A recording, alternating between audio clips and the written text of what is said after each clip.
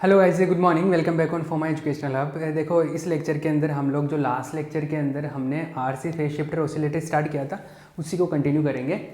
तो देखो, हम लोग बात कर रहे थे सर्किट के एनालिसिस की, और सर्किट के एनालिसिस में देखो हमने 3 लूप बना लिए है ना। और 3 लूप में जैसे फर्स्ट हम केवीएल लगाते हैं तो 1 बाय 1 स्टार्ट करते हैं। तो KVL in loop 1, KVL in loop 1, प्रथम लूप में केवीएल लगाने पर, ठीक है। देखो, केवीएल लगाए इसमें, तो पहले तो हम लोग क्या केवीएल लगाते हैं तो क्या करते हैं, चिन्ह बना लेते हैं, सिंबल दे देते हैं ना, सिंबल दे देते हैं ऐसे जैसे। इधर से करंट एंटर किया तो प्लस माइनस, इधर से एंटर किया तो प्लस माइनस, इधर से एंटर किया तो प्लस माइनस, इधर से एंटर किया प्लस माइनस, इधर से एंटर किया प्लस, इधर से बाहर निकला माइनस, इधर से एंटर किया प्लस, इधर बाहर निकला माइनस, इधर से एंटर किया प्लस, इधर से बाहर निकला माइनस। ऐसे हो गया।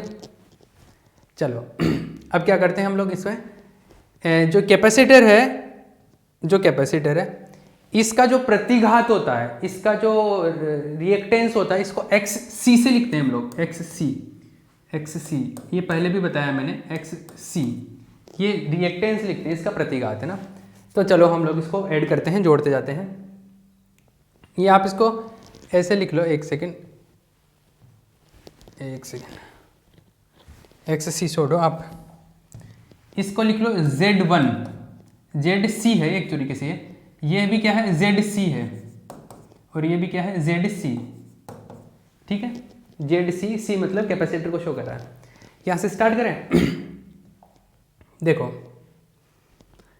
ये कैपेसिटर में I1 ZC, इधर से एंटर, इसको पहले लूप में बात करें, पहले लूप में ऐड करते जाएंगे जो भी वोल्टेज ड्रॉप होगा। यहां पे कितना वोल्टेज ड्रॉप होगा, करंट इंटू रेसिस्टेंस या इंपीडेंस, धारा इंटू प्रतिबाधा, ये होता है आई इंटू जेड होता है। अरे यहाँ पे वोल्टेज क्या होगा, आई इंटू जेड, तो आई तो कितना I1, जेड कितना ZC, तो I1 इंटू ZC, और प्लस से एंटर कर रहा हूं तो प्लस आएगा, ये प्लस आ गया, ठीक है।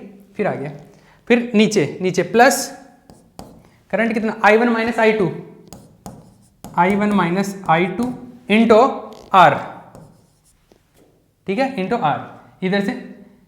इधर से आया प्लस कितना, करंट कितना है, करंट मैंने बताया ये I1 plus HFE IB into resistance RL, ये हो गया 0, टोटल 0 होता है। रिपीट कर रहा हूँ फिर से मैं, यहाँ पे I into Z, I1 into ZC हो गया। फिर यहाँ पे आया, यहाँ पे current I1 into I2, current into I1 into resistance R, और प्लस से एंटर कर रहा हूँ तो प्लस आ गया। फिर इधर से इधर प्लस करंट कितना, करंट ये I1 into HFE IB into resistance RL, ये हो गया, ठीक है। अब देखो एक चीज़, तो I1 वालों को एक साथ लिख लो, I2 वालों को साथ लिख लो, और I3 वालों को साथ लिख लो। दूसरी चीज़ IB जो होता है ना, IB, सिंस जो IB होता है वो I3 होता है, तो मैं इसको अभी I3 लिखूंगा, ठीक है। दूसरी चीज, एक ZC जो होता है, ZC वो होता है, ZC होता है 1/j ओमेगा C, कैपेसिटर के लिए यही तो होता है। और इसको अगर J से ऊपर नीचे मल्टीप्लाई कर दो तो J ऊपर आ जाएगा, और ये J स्क्वायर होगा नीचे, तो J स्क्वायर -1 हो जाएगा, माइनस ओमेगा C। इसको इस तरीके से भी लिखा जा सकता है ZC को, ठीक है। तो देखो ये I1 यहाँ पे आ जाएगा, I1 ये रहा, I1 इसमें भी आएगा और I1 इसमें भी आएगा, तो तीनों में I1 कॉमन आएगा, तो I1 कॉमन आएगा, इसमें तो बचेगा ZC, और इसमें बचेगा I1 मल्टीप्लाई होगा तो R बचेगा, और इसमें बचेगा RL। तो मैं इसे लिख रहा हूँ R प्लस RL, और इसमें बचेगा ZC, तो ZC का वैल्यू लिख दिया minus J upon omega C, ठीक है।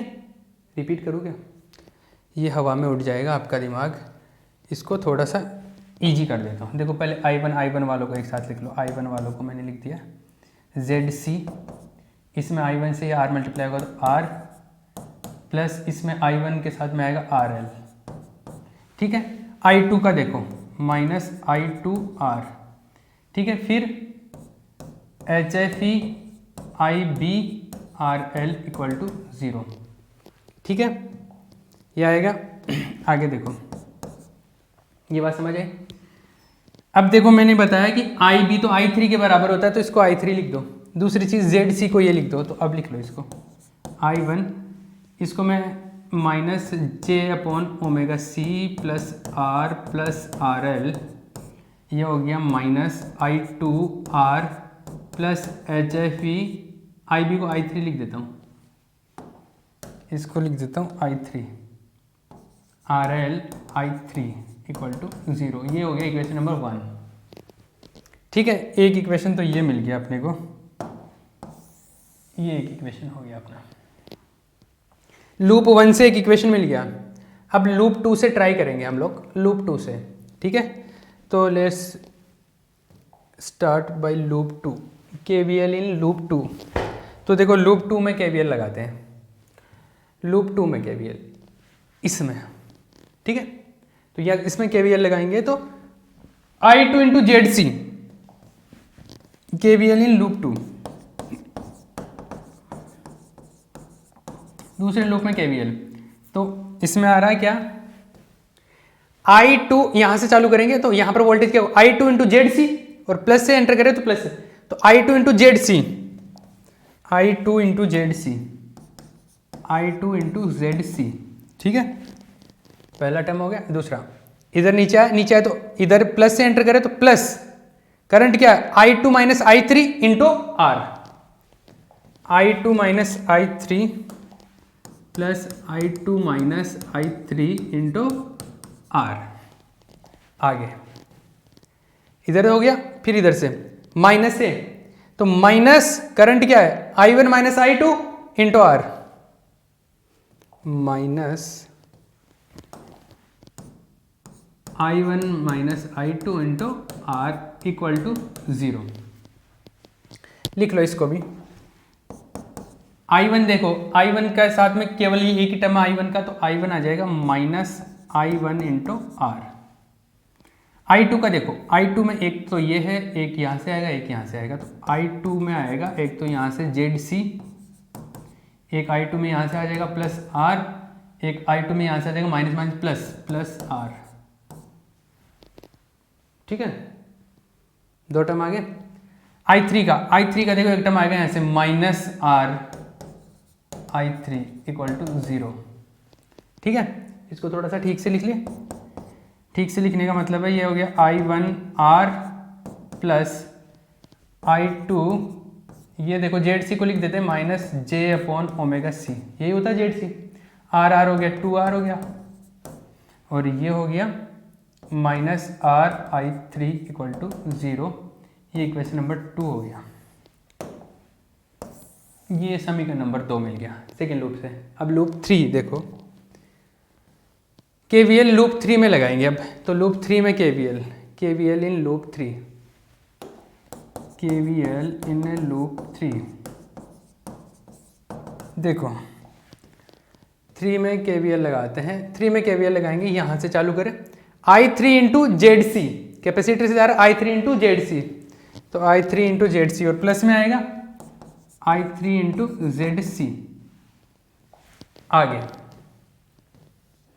I3 इंटू ZC, तो यहाँ पे वोल्टेज ड्रॉप हो गई। यहाँ पे देखो, यहाँ पे करंट क्या है, I3 है ना, ये जो आ रहा है ये तो current I3 into R, I3 into R, और प्लस से एंटर कर रहा हूँ मैं यहाँ से, तो प्लस आएगा I3 into R plus I3 into R।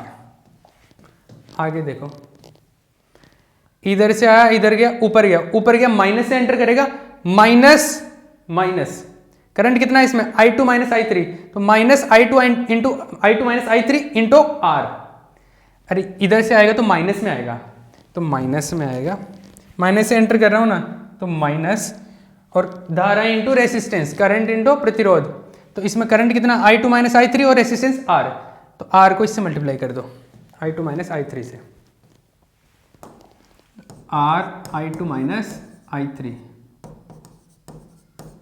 Equal to I2 minus I3 है कि एक सेकेंड, I2 में से I3 के, हाँ I2 माइनस I3 है, इक्वल टू 0। ये आ गया, इसको लिख लो। I1 तो इसमें है ही नहीं, I1 तो है ही नहीं, तो I2 देखो, I2 ये रहा minus R into I2। I3 का देखो, I3 एक तो ये है, एक ये है, एक I3 वो है, तो तो I3 में देखो, I3 में आया है एक तो ZC आ गया प्लस R यहाँ से आ गया, माइनस माइनस प्लस होकर एक R यहाँ से आ जाएगा इक्वल टू 0। तो आ गया माइनस R I2 और एक ये यहाँ से अगर बात करें तो ये आ गया I3 का, ये आ गया ZC को माइनस J/ओमेगा C लिखते हैं हम लोग प्लस 2R इक्वल टू 0। ये थर्ड इक्वेशन मिल गया अपने को, समीकरण नंबर 3 हो गया अपने पास में ये।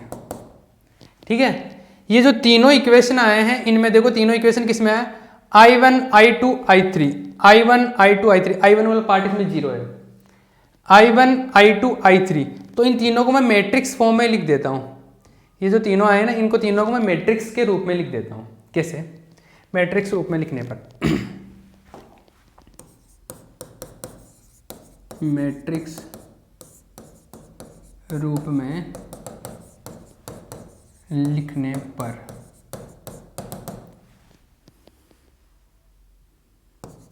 Writing in the matrix form,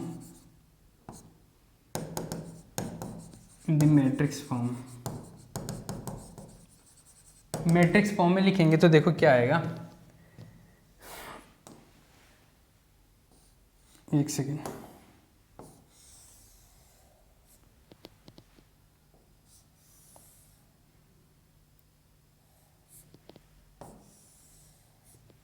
matrix formula बराबर में तो 0 है तीनों के, इक्वल तो है 0, इधर लिख दें I1 I2 और I3 के कोफिशिएंट आ जाएंगे। देखो इसके अंदर I1 के कोफिशिएंट, I1 के पहले में I1 I2 I3 के I1 के कोफिशिएंट ये है, I2 का ये है -R और ये I3 का है।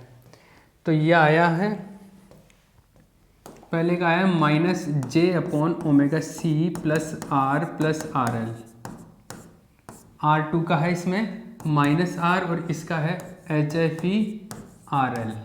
ये है, अगर इस रो को इस रो को इस कॉलम से अगर मल्टीप्लाई करते हैं तो पहला इक्वेशन वापस मिल जाएगा। ये इससे मल्टीप्लाई होगा तो कैसे होगा, I1 इसके साथ मल्टीप्लाई होगा, I2 इसके साथ मल्टीप्लाई होगा, I3 इसके साथ में मल्टीप्लाई होगा, तीनों को वापस से मल्टीप्लाई करेंगे तो क्या मिल जाएगा, पहला इक्वेशन मिल जाएगा। इसका मतलब ये मैंने सही फॉर्म लिखा है। दूसरे इक्वेशन में I1 I2 I3 के कोफिशिएंट देखो, I1 का है -R, इसका है ये और ये I3 का, तो इसका तो है -R, इसका है -J/ओमेगा C प्लस 2R, ये है -R। ठीक है,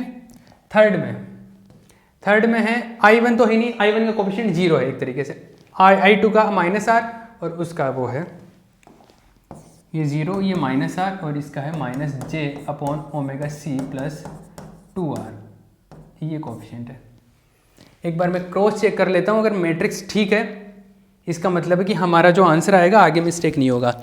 एक बार मैं यहीं पर इसको क्रॉस चेक कर लेता हूँ। जो अपना मैट्रिक्स है ये -R HFE/RL -R, ठीक है भैया, कोई प्रॉब्लम नहीं है। ठीक है, ये आ गया अपना, क्लियर। अब देखो इसको सोल्व करेंगे, इसको सोल्व करने पे इसका जो मोड है, क्योंकि देखो करंट तो 0 होगा नहीं, तो इसका डिटर्मिनेंट निकालते हैं अपन। इसका डिटर्मिनेंट 0 होना चाहिए, करंट तो 0 होगा नहीं ना, ये 0 होगा, तो इसका डिटर्मिनेंट क्या होगा, 0 होगा। और क्योंकि बराबर 0 आ रहा है ना, तो इसका डिटर्मिनेंट निकालो, इसका मोड निकालो, वो 0 होगा, और मोड निकाल दे। चलो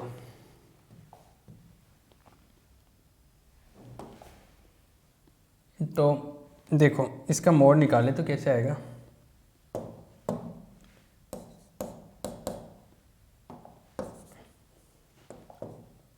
ये आएगा, इसको जैसे पहले को रख लिया -J/ओमेगा C plus R plus RL, ये ऐसे होता ना, ये रख लिया, ये मल्टीप्लाई होगा किससे, ये माइनस ये, तो ये मल्टीप्लाई होगा इसका स्क्वायर, तो देखो ये मल्टीप्लाई होगा तो ये तो स्क्वायर हो जाएगा ना, क्योंकि सेम ही चीज़ है।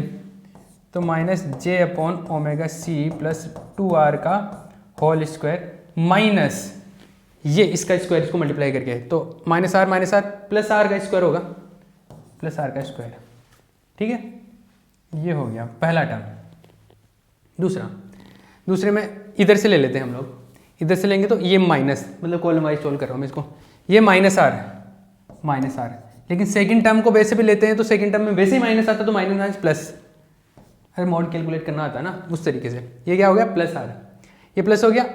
अब इसका ये रह गया, ये रह गया, तो इसको कौन मल्टीप्लाई होगा, ये इसके साथ मल्टीप्लाई होगा माइनस ये इसके साथ में, तो मल्टीप्लाई होगा ये इसके साथ में minus R minus J upon omega C plus 2r, ये minus R square, minus R, एक सेकेंड गलत कर दिया मैंने, माइनस आर स्क्वायर नहीं, ये तो इसके साथ मल्टीप्लाई होगा तो ये इसके साथ मल्टीप्लाई होगा, तो माइनस माइनस प्लस हो जाएगा, plus R H F E R L, plus R H F E R L, ये थर्ड टर्म तो खुद ही जीरो है तो ये इसका तो कोई कॉन्ट्रीब्यूशन नहीं होगा, इक्वल टू 0 ये आएगा। ये मोड ये इसका वैल्यू क्या हो जाना चाहिए, 0 हो जाना चाहिए, तो इसका वैल्यू 0 आएगा। एक बार मैं टाइम का आइडिया ले लेता हूँ कितना बचा है, फिर उसके अकॉर्डिंग सॉल्व करते हैं हम लोग। हाँ अभी इनफ टाइम है अपने पास में। देखो इसको मल्टीप्लाई करेंगे तो क्या होगा, 0 आएगा, इसको मल्टीप्लाई करेंगे तो 0 आएगा। इसका मतलब है कि देखो इसमें इसको जब मल्टीप्लाई करेंगे तो इसमें कुछ टर्म तो आयोटा में आएंगे, जे का मतलब आयोटा ही तो है, तो कुछ टर्म तो आयोटा में आएंगे, कुछ बिना आयोटा के आएंगे। तो आयोटा वाला पोर्शन तो काल्पनिक भाग होगा इमेजिनरी, और जो बिना आयोटा वाले वो रियल पार्ट होगा, तो दोनों ही बराबर 0 है। इसका मतलब है कि इसका रियल पार्ट भी 0 होगा और इमेजिनरी पार्ट भी 0 होगा, इसका काल्पनिक भाग भी 0 होगा और वास्तविक भाग भी 0 होगा, दोनों क्या होंगे इसके 0 होंगे।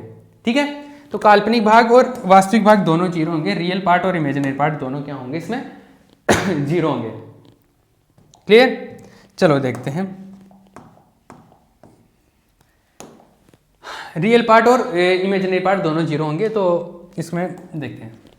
चलो अब देखो इमेजिनरी पार्ट देख रहा हूं मैं, पहले इमेजिनरी पार्ट से सोल्व करता हूं। इमेजिनरी पार्ट कौन कौन सा आएगा, इमेजिनरी पार्ट ऐसा आएगा जिसमें आयोटा आएगा वो इमेजिनरी पार्ट आएगा। तो पहले इसको थोड़ा सा सोल्व कर लें। देखो ये बाहर वाला जो है ये तो आएगा minus J upon omega C plus R L, ये होगा।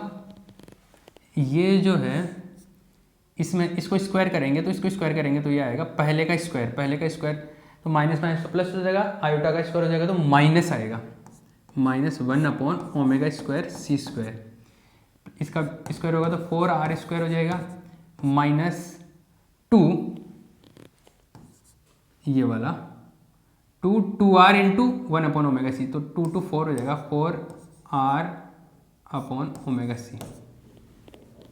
ठीक है, अरे डबल हो जाता है ना, twice, A square plus B square minus 2ab, तो A square plus B square minus 2ab, तो -2a इंटू बी, तो 2 to 4 हो गया। ठीक है, ये आ गया। क्लियर है, इसको भी थोड़ा सॉल्व कर लें। इसको थोड़ा सॉल्व करेंगे तो देखो क्या आएगा, इसमें r से मल्टीप्लाई कर देते हैं, r से मल्टीप्लाई किया तो ये आ गया J r upon omega C -2r square plus R H F E R L equal to 0। ये r भी अगर अंदर ले जाऊँ तो देखो क्या बन जाएगा, r अगर अंदर ले जाऊँ तो r स्क्वायर r क्यूब और r स्क्वायर, ऐसा हो जाएगा। अब देखो इसमें इसको मल्टीप्लाई कर लेता हूँ, इसको मल्टीप्लाई करूंगा तो ये j वाला अगर j वाले से मल्टीप्लाई हो गया, इसमें j है क्या कहीं पे, एक सेकेंड, एक सुनना एक बात, हमने इसको ओपन कर दिया पर -r स्क्वायर भी था, ये -r स्क्वायर मैंने लिखा नहीं ना, यहाँ पे -r स्क्वायर भी था, ये पहले वाला -r स्क्वायर, ये मिस्टेक हो गया है ना। अब देखो इसको थोड़ा सा करेक्ट कर लेते हैं।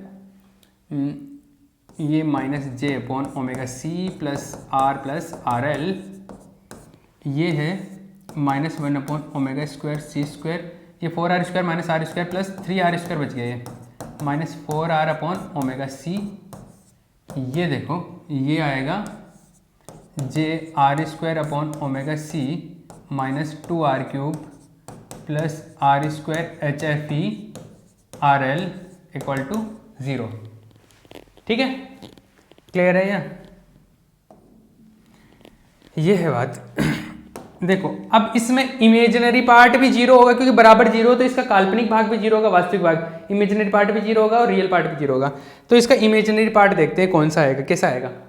इमेजिनरी पार्ट वो आएगा जिसमें आयोटा है। तो देखो आयोटा किस में आएगा, ये इससे मल्टीप्लाई होगा तो बहुत सारे टर्म्स आएंगे। तो मैं पहले ही बात करता हूँ, जैसे ये इस सबसे मल्टीप्लाई होगा, इन सबसे मल्टीप्लाई होगा तो एक सेकंड, और ये इससे मल्टीप्लाई होगा तो यहाँ पे जे भी आएगा। ये 2ab आ रहा था ना, तो a तो हो गया था, b में ये जे भी आएगा, यहाँ पे जे भी है। ठीक है, हाँ जी।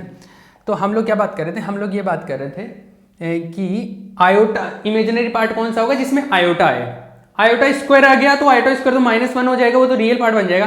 तो जिसमें केवल आयोटा है वो इमेजिनरी पार्ट होगा। तो इमेजिनरी पार्ट देखो कौन सा होगा, ये इससे मल्टीप्लाई होगा तो कौन, देखो ये अगर इससे मल्टीप्लाई होगा तो इससे और इससे मल्टीप्लाई होगा, इन दोनों से, तो तब तो आयोटा आएगा।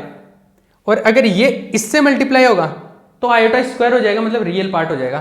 तो ये पहले इससे मल्टीप्लाई कर देता हूँ, इससे, तो -j/ओमेगा c किससे मल्टीप्लाई हो रहा है, -1/ओमेगा² c² प्लस 3r² से मल्टीप्लाई हो रहा है। ठीक है, ये फिर ये इससे मल्टीप्लाई होगा, ये इससे मल्टीप्लाई होगा तो ये होगा प्लस 4r और j² होगा, j² मतलब आयोटा स्क्वायर मतलब -1, तो माइनस लिख देता हूँ। तो 4r अपॉन ये होगा ओमेगा² c², और ये क्या आ गया यहाँ से j² हो गया, तो माइनस प्लस हो गया और j² के वापस से माइनस आ गया। अब ये वाला जो पार्ट है देखो r प्लस आर एल, ये मल्टीप्लाई होगा इधर, तो r प्लस आर एल इससे मल्टीप्लाई होगा तब तो आएगा रियल, लेकिन ये r प्लस आर एल इससे मल्टीप्लाई होगा तो j आएगा, तो वो इमेजिनरी होगा। तो r प्लस आर एल को एक साथ ही मल्टीप्लाई कर देता हूँ, r plus R L multiply हो रहा है इसके साथ में -1/ओमेगा² c² प्लस 3r²। ठीक है, और r प्लस आर एल इससे मल्टीप्लाई होगा तो r plus R L multiply हो रहा है किससे, इससे, -4rj/ओमेगा c। ये तो इस पहले वाले टर्म से आ गया। दूसरे वाले टर्म का देखो, दूसरे वाले टर्म में है j/(r²/ओमेगा c -2r³ plus r² HFE/RL equal to 0। Correct है ये मिला अपने को। अब यहां से रियल पार्ट और इमेजिनरी पार्ट उठा लो, कौन कौन सा है। रियल पार्ट और इमेजिनरी पार्ट इंडिविजुअली 0 होंगे, तो रियल पार्ट तो वो होगा जिसमें आयोटा नहीं है, और जिसमें आयोटा वो इमेजिनरी पार्ट होगा। तो देखो इमेजिनरी पार्ट तो देखो कौन कौन सा आ रहा है, देखो इसके अंदर इमेजिनरी पार्ट कौन कौन सा आ रहा है। इमेजिनरी पार्ट देखो आयोटा किस किस में है, इसमें आयोटा है, एक इसमें आयोटा है, देखो आयोटा है इसमें है, और आयोटा है इसमें, और आयोटा है इसमें, इन 3 में आयोटा है। ठीक है, तो इनको एक साथ ले लेते हैं, इन तीनों का आयोटा कॉमन ले लेते हैं। आयोटा कॉमन लेंगे तो या इनको एक साथ इनको आयोटा कॉमन लेंगे तो ये बचेगा 1/ओमेगा c, और ये बचेगा 1/ओमेगा² c² प्लस 3r²। इसमें तो ये बचा, आयोटा कॉमन ले लिया, चलो आयोटा ये लो कॉमन ले लिया, आयोटा है ना, ये जे लिख रहा हूँ मतलब इसमें मैं आयोटा कॉमन लिया तो ये बचा पूरा बाकी का, तो ये बचा -4r plus R L upon omega c, ये बचा इसके अंदर, और इसमें है plus r² upon omega c, ये बचा इसके अंदर। क्लियर है, 3 पार्ट बचे इसमें। अब इस पोर्शन में देखो, ये तो इमेजिनरी पार्ट हो गया। रियल पार्ट की बात करूं तो रियल पार्ट है ये वाला, और ये जो बाकी के बच गए वो रियल पार्ट में है। तो ये रियल पार्ट में है -4r अपॉन ओमेगा² c² प्लस r एल, या -1/ओमेगा² c² प्लस 3r², ये आया। और ये वाला पोर्शन बच गया यहाँ से -2r³ plus R square H F E R L equal to 0। ठीक है, तो ये पूरा राइट की तरफ 0 है, इसका मतलब लेफ्ट की तरफ भी 0 आएगा। और लेफ्ट की तरफ क्या है, एक सम्मिश्र संख्या है, कॉम्प्लेक्स क्वांटिटी है, तो इसका मतलब कॉम्प्लेक्स क्वांटिटी सम्मिश्र संख्या का वास्तविक भाग भी 0 होगा और रियल भाग भी 0 होगा। तो अतः इसका वास्तविक भाग व काल्पनिक भाग दोनों शून्य होंगे, hence real and imaginary both parts will be 0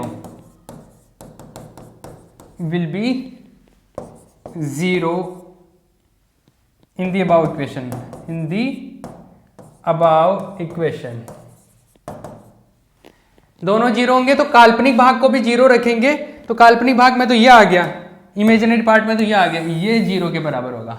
इसी तरीके से वास्तविक भाग में भी वास्तविक भाग जो होगा, जो रियल पार्ट होगा वो भी 0 के बराबर होगा। तो दोनों को हम लोग 0 के बराबर रखेंगे और वो किस तरीके से आता है उसके बारे में हम लोग बात करेंगे। जैसे ये -3 आएगा, -3 -4 -7, ठीक है। तो काल्पनिक भाग को 0 रखेंगे तो अपने पास में एक फॉर्मूला आएगा फ्रीक्वेंसी का, और यहाँ से इसको 0 रखेंगे तो ये HFE का फॉर्मूला आएगा। तो दोनों को हम लोग कैलकुलेट करेंगे और ये नेक्स्ट पोर्शन के अंदर करेंगे हम लोग। ठीक है, ये यहाँ तक कंप्लीट हुआ। ओके।